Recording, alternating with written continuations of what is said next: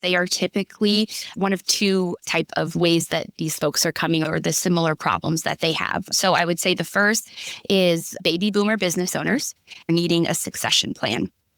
This I actually happened up on by accident, probably about 3 years ago, but I've had 4 or 5 of those clients so far and have really, really enjoyed that process of helping that baby boomer business owner let go, prepare for retirement, but make sure that their legacy stays intact. That's been a lot of what that work is. It's transitioning their business for retirement or sale, figuring out what that needs to look like. Is that a sell to a PE firm? Another owner? Is that a sell to the employees themselves? We've done a lot of different options there.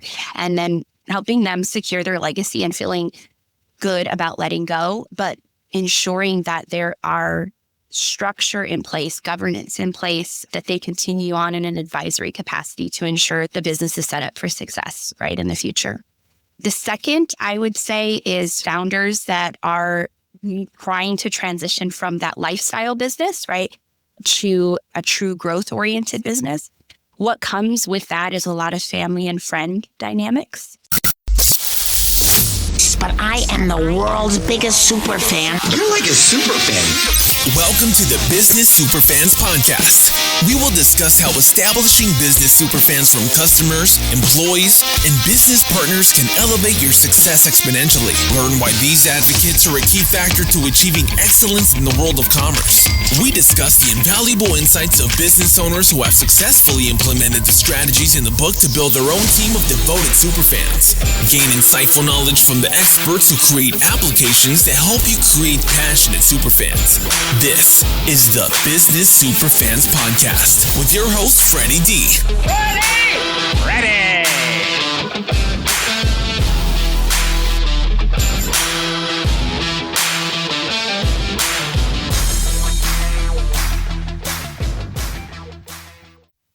Hey, Superfan Superstar, Freddie D here. In this episode 110, we're joined by Georgi Feider, a powerhouse leader with more than 2 decades steering Fortune 500, high-growth startups, and everything in between. Georgi has shepherded IPOs, mergers, and capital raises, scaling organizations from scrappy teams to workforces of 68,000. With a rare blend of strategic vision and roll-up-your-sleeves execution, she partners with executive teams to align people, process, and systems for sustainable growth. As founder of Hire, Train, Inspire, Georgi delivers fractional chief of staff magic, freeing CEOs from the day-to-day so they can focus on the big picture. Get ready to dive into her data-driven playbook for building resilient cultures, boosting retention, and turning bold visions into reality. This is going to be an inspiring episode. Welcome, Georgi, to the Business Superfans podcast. We're excited to have you here. Thank you so much, Freddie D. I am excited to be here. Yeah, we had a good chat before we started recording. Share with our listeners the backstory of what led you to come up with and create Hire, Train, and Inspire. Yes. So at Hire, Train, Inspire, we call ourselves HTI. We serve as the GPS for small to mid-sized businesses, guiding founders through people, process, and systems that help them turn tribal knowledge into transferable value. And my journey here to get to this was not straight path by any means. It was very much kind of pivoting a lot. I think over the past decade in my career, I've worked a lot with small to mid-sized business owners, and that's really created this passion for me with them. I think that business owners and founders are the change makers and trailblazers who create freedom and impact in their communities and with the teams that they hire and the customers that they serve. And so I think they're the lifeblood of innovation, and I love to be a partner with them. They're the heartbeat of the economy. What really drew me to the work that I do with Hire, Train, Inspire is too many founders are stuck in the business instead of building for what's next. And it's a very lonely journey. If any founder was being honest with you, they'd say they never felt lonelier than in that growth journey. The way that I got started, I think there's 2 types of entrepreneurs. I think there's those that are born that way. They're always chasing ideas, working for themselves. They probably make a really terrible employee. And there's those who become entrepreneurs often by accident. So I'm definitely the second type.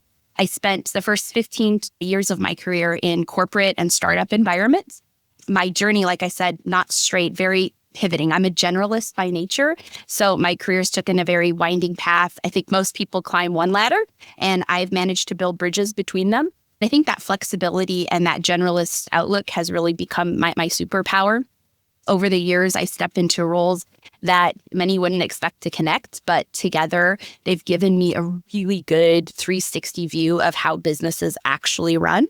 So from recruiting and office management, business office and finance, to HR and people, to sales and marketing, to business development, and then operations and quality assurance. I've done that over a lot of different industries: healthcare, SaaS, CPG, call centers. I think I've lived the rhythm of founder-led businesses and fast-moving startups, and I've been able to see what works and what unravels at each stage of growth. That breadth has kind of become my edge. I would describe myself, and some of my referral partners describe me as a T-shaped executive. So broad enough to see that entire business, but deep enough to contribute meaningfully across some core areas. I first got started in healthcare and joined a company that was about 4,800 employees. And over about 4 years, went through several mergers and acquisitions and became 68,000 employees. I got to play a hands-on role in that post-merger integration really early in my career. I saw the power of that, which was really exciting. Later on, after the healthcare became very corporate and red tape again, once the mergers and acquisitions were through, kind of got bored with that, moved into SaaS and helped scale a company from 18 million to 60 million in just 4 years. We led efforts to get national recognition as great places to work and most admired companies. In 2 years, we onboarded about 556 people. We went through 2 rounds of financing with Bain and Goldman Sachs during that period. I also saw the other side of it. When you get a lot of investment, sometimes you can get really stupid with your money. And so that was great lessons as well that I now use in my practice coaching founders. Wow, what a story. And what a background. I can appreciate I've gone through a couple of acquisitions and mergers, not being involved in the transaction part, but working in a corporate environment and being caught up in it. And several of those times I did not end up on top of the equation because I was redundant. Politics does come into play, especially with the acquirer doing the acquiring and you're the acquiree. You're in the wrong seat. Yeah, it's a tough place to be. Yeah, so experienced that a couple of times. So I can appreciate your background and the things that you do. So let's talk a little bit about what are the services that you bring to the table with your company. What I do right now as a fractional expert is really focus on small to mid-sized businesses across a variety of industries. They are typically one of 2 type of ways that these folks are coming or the similar problems that they have. So I would say the first is baby boomer business owners needing a succession plan. This I actually happened up on by accident, probably about 3 years ago, but I've had 4 or 5 of those clients so far and have really, really enjoyed that process of helping that baby boomer business owner let go, prepare for retirement, but make sure that their legacy stays intact. That's been a lot of what that work is. It's transitioning their business for retirement or sale, figuring out what that needs to look like. Is that a sell to a PE firm, another owner? Is that a sell to the employees themselves? We've done a lot of different options there. And then helping them secure their legacy and feeling good about letting go, but ensuring that there are structure in place, governance in place, that they continue on in an advisory capacity to ensure the business is set up for success, right, in the future. The second, I would say, is founders that are trying to transition from that lifestyle business, right, to a true growth-oriented business. What comes with that is a lot of family and friend dynamics. So we guide founders scaling with family or friends to overcome that relational complexity. So you don't want to burn bridges with people that are in your life, but sometimes the path you're going when you say, hey, that's my target up there, that mountain, the people you originally brought on don't want to make that climb with you. So we have to build a clear, durable structure for growth. I'd say those are really the 2 types of folks that come with me, or the most common problems that I get. When we first started Hire, Train, Inspire, it was a one-stop shop for a lot of things. But over the last 9 years, as we've gotten clearer, it's really evolved into a trusted strategy and enablement partner that supports these founder-led businesses or second-gen business owners through that messy middle, right? Where they are and where they want to be. Sure. One of the things that I've realized working with a multitude of different businesses, especially when you talk about the boomers, a lot of them don't plan for the exit strategy. If something happens in their life and God forbids they pass, they're not prepared. I know for a fact because I was working with an interpreting and translation company recently, and the goal was really to me to run the company, and they were going to retire and travel the world. They love to go traveling, a husband and wife. Well, unfortunately, he had an unexpected heart attack, and it was over. Yep. And they were not prepared, had nothing in place. So I ended up stepping in and taking over, running the company. We put things in place, got things cleaned up because it was a husband and wife team. Yep. And got it positioned for sale, and it ended up getting sold. So she ended up having, some money out of this whole situation. What you're doing is basically helping people be proactive versus, in this case, reactive. Fortunately, I was already working with them as operations and doing some GM stuff. Had I not been there, that business would have probably gone under 90. It would have probably gone under 90 days. Yeah, Freddie D, that is such a great point. Like, the reality of it is, if we're talking about boomers, we've got over 50% of small to mid-sized businesses owned by baby boomers.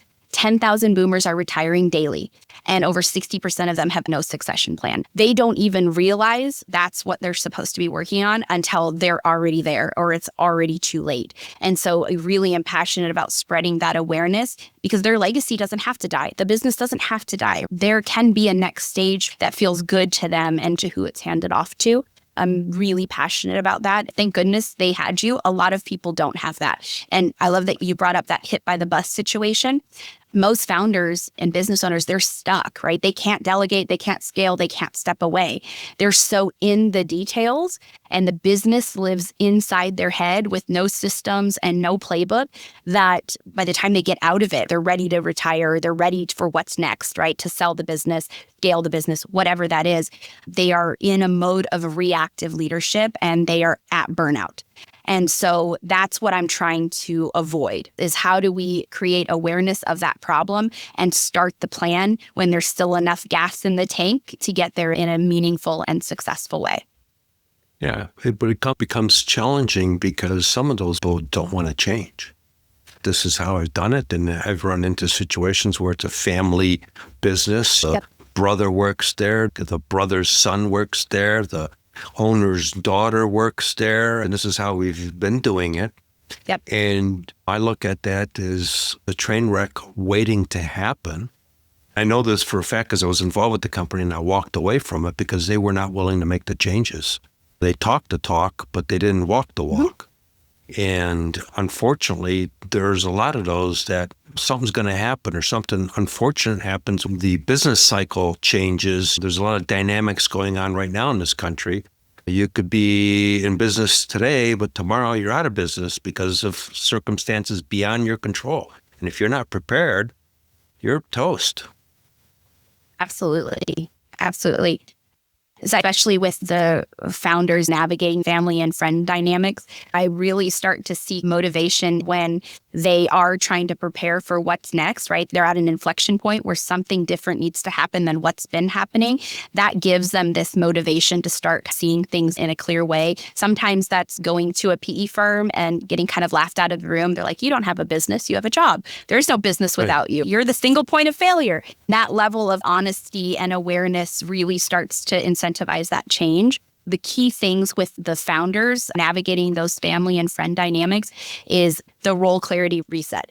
We need to realign everyone based on strengths, capacity, and what the business needs right now, not just who's always done what. We have to have alliance conversations, right? We have to facilitate really honest, structured dialogue that resets expectations and yet still preserves the relationships that are there, but makes it really clear that this is the vision that we're building towards, a future with less drama and more direction.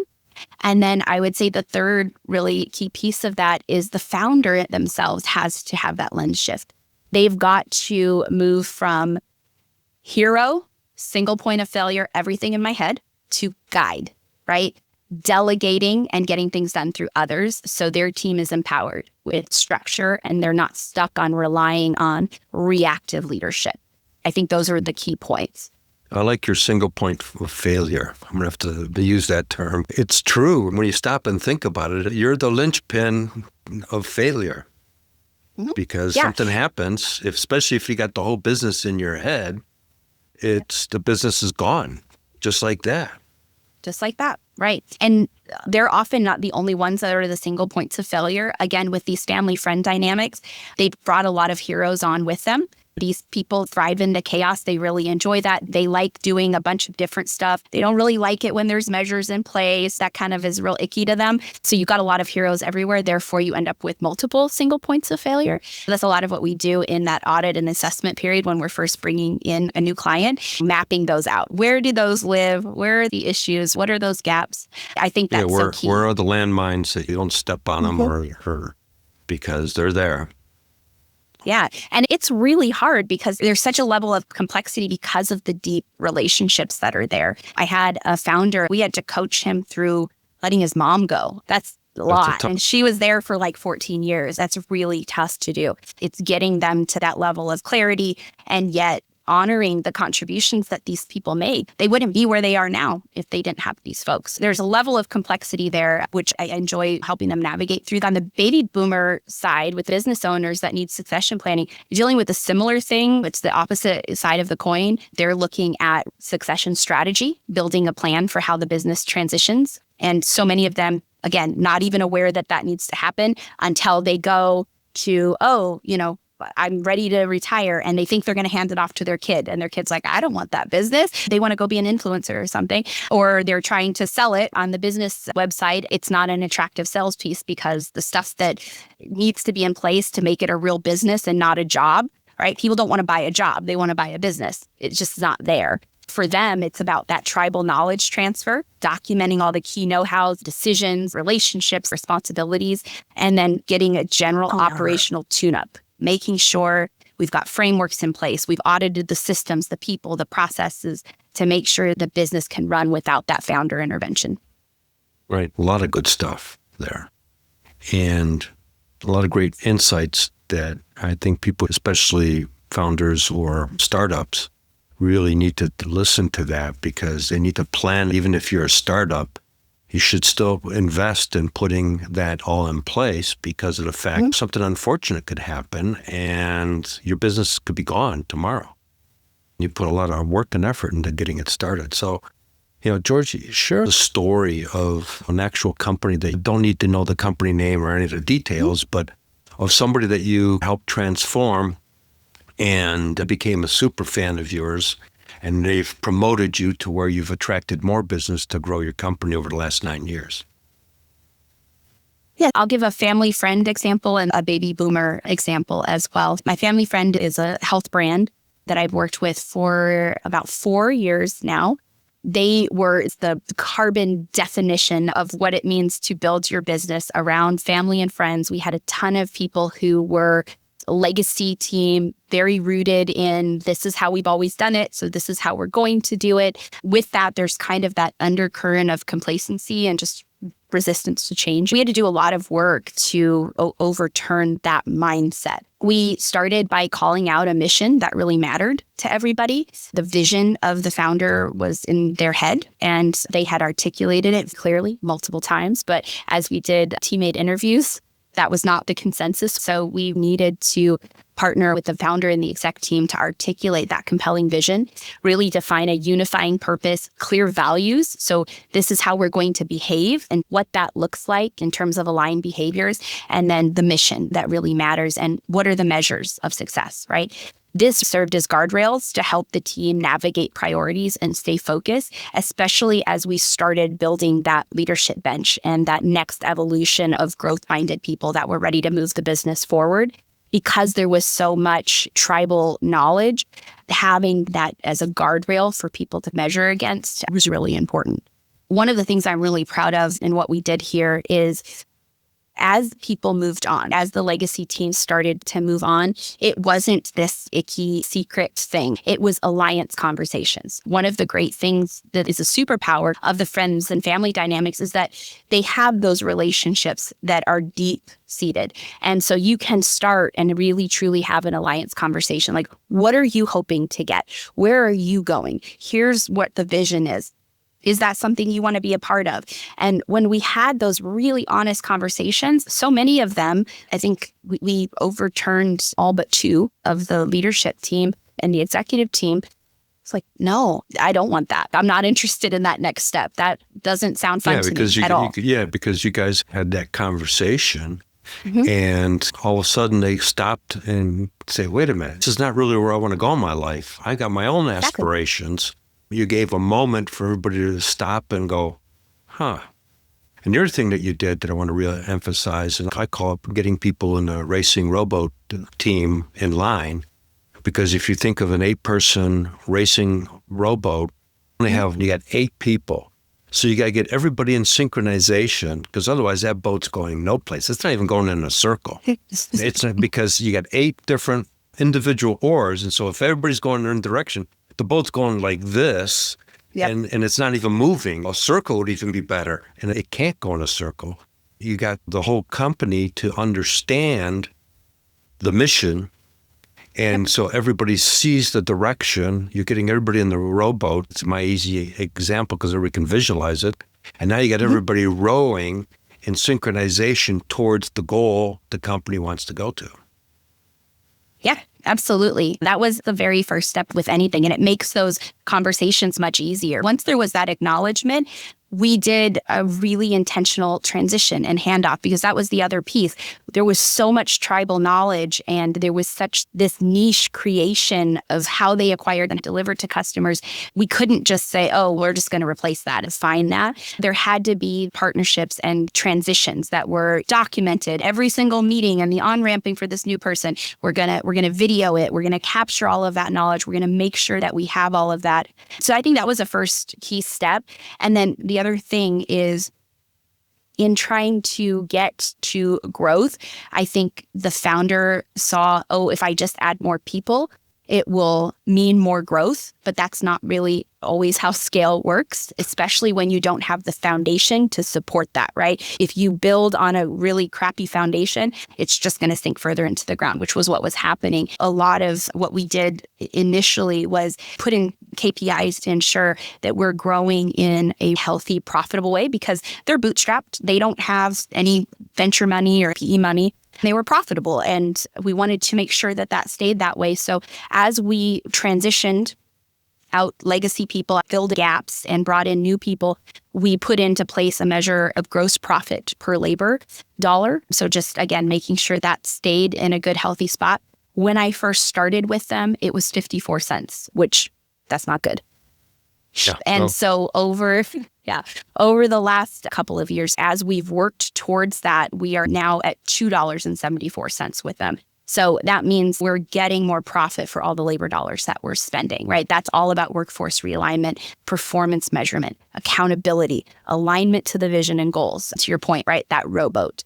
And then we did a lot of work around automating some manual processes. I think we saved about 8,400 hours per year because of what they do and the offer. It requires a call center type environment to field those customer service calls. And so there was so much opportunity there for not only cost savings, but revenue enhancing. You can make a call center more profitable, which is what we did. I think we just looked at our data the other day, and we have the ROI by department. So the departments that are the highest ROI, we've seen customer service go from being one of the bottom in the company to number 3 or 4 now. I think people's first, then finance, and then customer service. We've seen the power of automation, the power of processes, and the power of really understanding utilization of your teammates, and how that's a leading indicator to gross profit per teammate. It's important to get the team in line with it, and more importantly, get the team motivated, because the culture of the company is really the heart and soul of the company. One of the quotes in my book is, people crawl through broken glass for appreciation and recognition. If you don't provide, you can have all the systems in place, all the AI tools that you want, but if you don't motivate and get everybody in the right direction and express some gratitude and appreciation, it don't mean anything. Yeah. I love that you brought that up because some of the qualitative measures that we do are around employee retention rate. We do something called ENPS. So many of you might have heard of NPS, Net Promoter Score. We do the internal version of that, Employee Net Promoter Score, which is based on a scale of 1 to 10. Would you recommend us as an employer to your family and friends?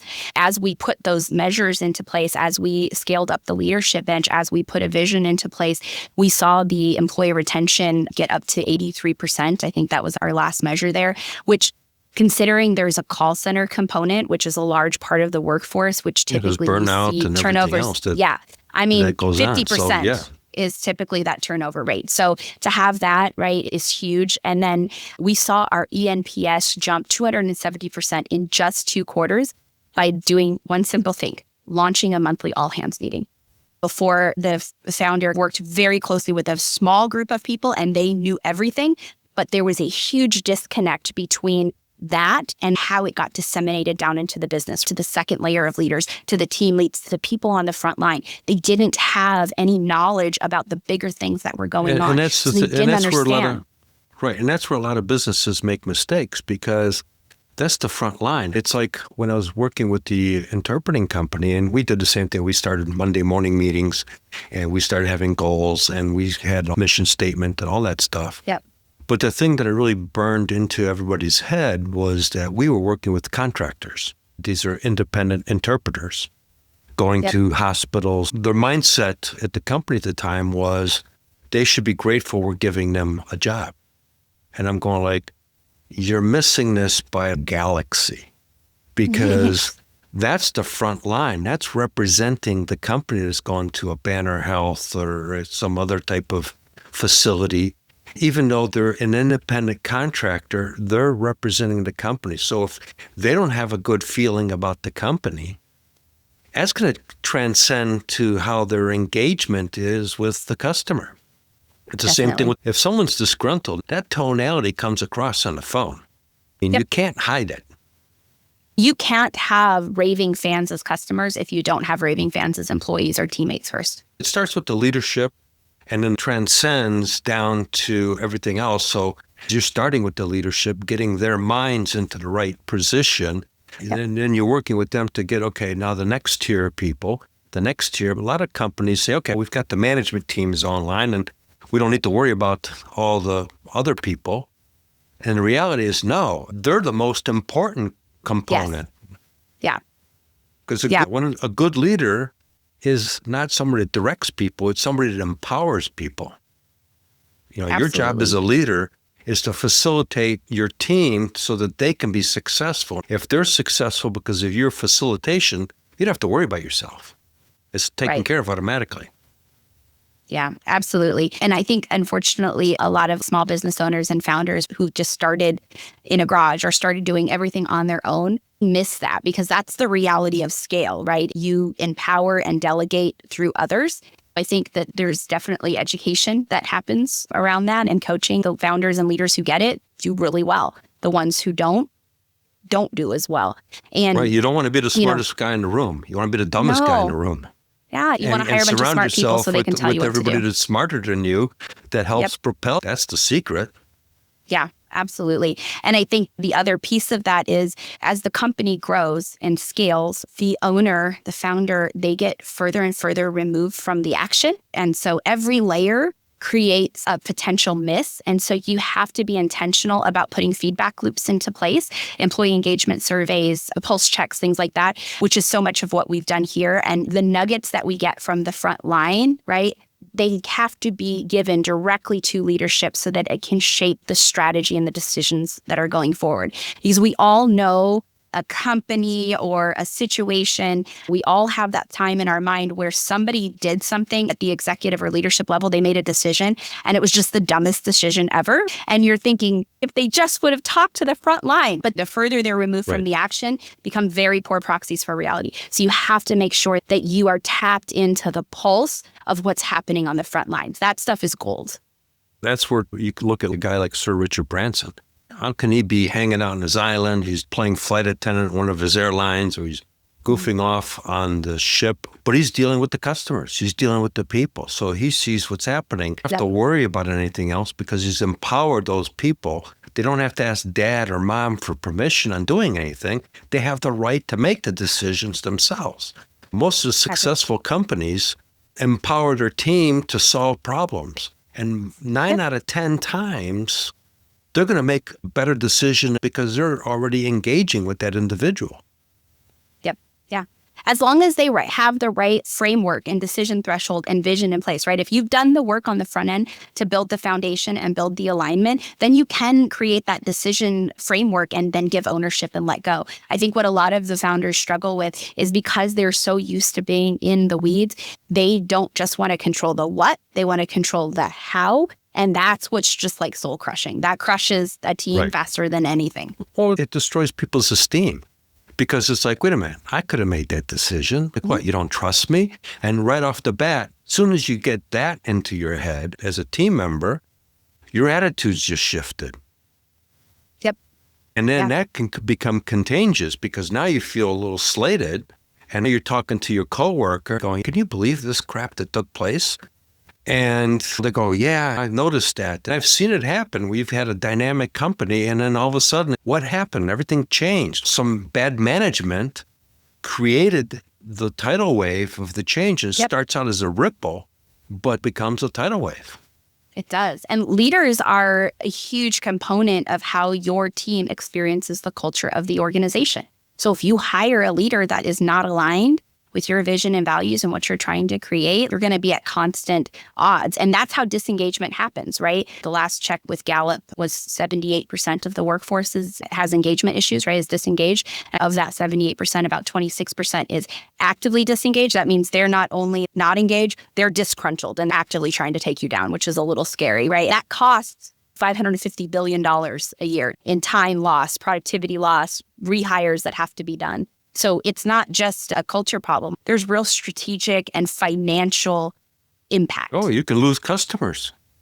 Mm-hmm. You can lose customers. I've seen it where team members are bad-mouthing the company to customers. It happens. I mean, let's not ignore the elephant in the room. It does take place. And then people wonder, all of a sudden, our revenue's going down from these people. Why? What happened? Yeah, there's a reason for it. It didn't come out of the blue sky. Right. So, great conversation and good insights on really what's important for businesses to not only position themselves for retirement, next generation, or getting started in the right direction, but just in business in general. As we talked, things can change very quickly. And if you don't have stuff in place, you've got a problem. Yeah. And then the other example I wanted to talk about this on the baby boomer business owner side. And this is one of my favorites. I started working with a baby boomer business owner, second gen. His father started the business and ran it for about 35 years. When he retired, he split the locations and gave one to the daughter, one to the son. I started working with the son first. And in our very first intake call, right, what are your goals? What do you want to achieve? He was very non-committal. My wife is kind of on me to retire. Maybe in the next 5 years, I can start retiring from the business. That was his desire. So we worked with him for about 18 months. And in that time, he had grown the company from where his dad had it through a couple of acquisitions, but everything was running kind of like on its own. So we built a shared services model for him, covering all of repeatable things like HR, finance, IT, purchasing, marketing. And that really allowed us to reduce the operational overhead and all the duplicated systems. It created an immediate lift for centralizing those critical functions. Then we started to build a leadership bench. He had a bunch of employees who'd been there for a really long time that had this depth of knowledge, but had not yet been empowered to make decisions, to run and own their piece of the company. And so we put that into place where he had 38 people reporting to him. We put that leadership bench into place, and then we started looking for a successor and put a succession plan into place because we knew that was going to take the longest amount of time. Meanwhile, as we're doing this, right, he's starting to pull back from the business more. About 22 months in, we had our monthly coaching call in January, and he goes, well, I think this is the year. I'm showing up at the business once a week. There's not really a lot for me to do. So I think I'm going to retire this year. Fast forward 1 quarter later, he has 2 to 3 meetings a week. He's retired at his beach house, living there almost full time with his wife. In the next quarter, that will move to 1 meeting a month and the governance board meetings each quarter. The sister sees this and she's like, oh man, I want a piece of that. She had grown her entity very differently, not a lot of infrastructure. Her and her husband kind of did everything and they were the business. As she was looking at retiring, one of the things that we had talked about was, do we merge the entities? Do we not? There were some tax things there. We ultimately decided to use the brothers' infrastructure for the sisters' organization where they would pay them a management fee. So they would get to take advantage of the shared services model, of some of the infrastructure that was there. And then we worked on a system integration, aligning the ERP systems and the dashboards. We're about 90% of the way through, which will create cross-entity visibility. And then she's part of the governance board as well. What it really allowed her to do is within 6 months of us working through this, she was able to take her first vacation ever without being interrupted, literally being able to turn off and go. Like that had never happened before. Since then, she proved to herself she could do it. So I think she's taken like 4 more. She's well on her way as well. Part of that is we've just launched the corporate governance board. That creates and it mitigates the risk for the successors, right? The GM that we put in place for her, the president that we put in place for him, creates a delegation of authority framework that makes sure the successor is empowered without overreach. So you get the advisory and the mentorship from both of the founders. They're committed in a structured way that still allows them to retire and infuse the business with all of that knowledge. I think the realized gains there are the first founder fully stepping back 2 years ahead of what he said he wanted to do. Second founder is on track to exit in the next 2 quarters. I think that'll be 21 months total. Even in all of this transition, because we put an operational framework into place with clear priorities, right, and communicated to the team what we were trying to do, we were able to still increase revenue, historic backlog bookings, streamlining warehouse workflows, improving inventory turn. There was just a lot more cross-entity synergy. And I think that created some wins across the business, still preserving the legacy. What we chose to do with this situation in particular is they didn't want to do an outright sell. They didn't need to. I noticed with a lot of baby boomers, their team is really important to them and making sure their team is taken care of. So a lot of them don't want to go with a PE sale because they're pretty sure, and they have their right to believe this, that their team could be dismantled and the business is going to be dismantled. Happens all the time. Yeah. So we ended up doing a Popeye plan for them.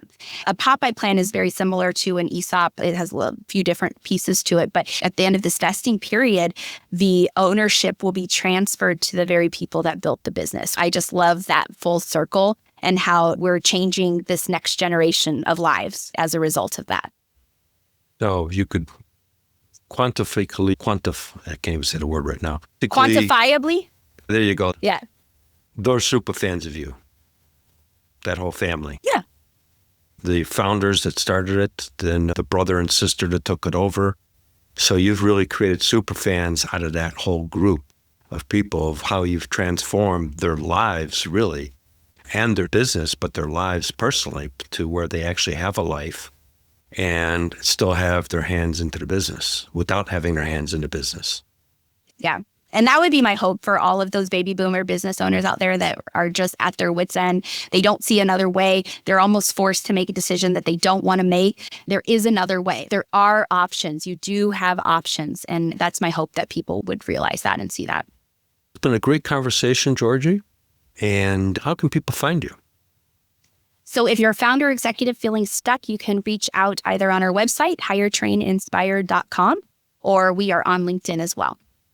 Okay, I'll definitely make sure that's in the show notes. Great conversation, great insight for our listeners, and we look forward to having you on the show again. Thank you so much, Freddie D. I loved it. It was great. Hey, Superfan Superstar, Freddie D here again. Before we wrap, here's your 3A Playbook power move to attract ideal clients, turn them into advocates, and accelerate your business success. So here's the top insight from today's episode. Transform tribal knowledge into transferable value so your company scales beyond you. So here's your business growth action step. Record a 5-minute screen share today of one mission critical process and drop it in a shared folder your team can own and improve. If today's conversation sparked an idea for you, or you know of a fellow business leader who could benefit, share it with them. Support the show with a donation and grab the full breakdown in the show notes. Let's accelerate together and start creating business superfans who champion your brand. We hope you took away some useful knowledge from today's episode of the Business Superfans podcast. The path to success relies on taking action. So go over to businesssuperfans.com and get your hands on the book if you haven't already. Join the Accelerator community and take that first step in generating a team of passionate supporters for your business. Join us on the next episode as we continue guiding you on your journey to achieve flourishing success in business.